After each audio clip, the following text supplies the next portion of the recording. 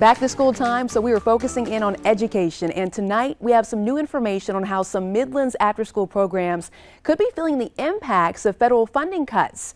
Many of them were forced to go ahead and temporarily close after federal funding they were supposed to receive on July 1st was put on hold last minute. That's all according to those programs. And now we're learning those funds are set to be released, but with no date. For those details, we are trying to get some more answers. Our Josie Frost has tonight's report. On July 1st, after-school programs across the state got a memo saying the federal government would not be releasing around $20 million in funding.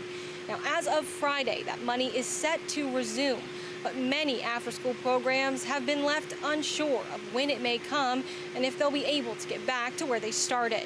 At Harbison West Elementary, kids return to school in just a few weeks, but a free after-school program that operates out of this school, run by a nonprofit called Wings for Kids, now won't start back until weeks later. It's designed to help working families and improve students' academic performance. Julia Rugg is the CEO of Wings for Kids. Across South Carolina and Georgia, that's about $2.1 million that is impacting our budget. And that is significant and not a gap that we can just make up overnight.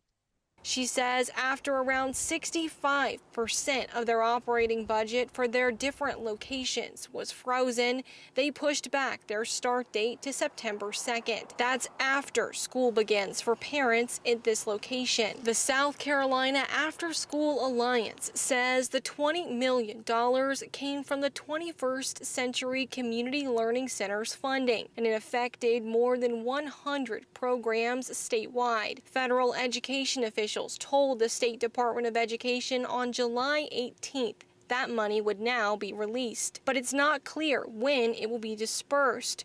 Rugg says by that time it was already too late to push back up their start date. Because we just are not prepared to change on a dime and bring all our folks in with all the communications and the logistics. She says she worries this could mean larger issues down the road in securing funding for after-school programming. If it's an urban, rural area, right? If you're a working family, you do need childcare to be able to support yourself and to be able to support your family. But I think this says a real statement about just the future of after-school funding in general and summer learning funding.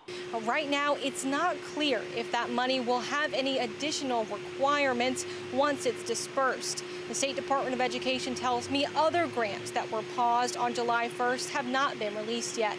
Reporting at the State House, Josie Frost, News 19, WLTX.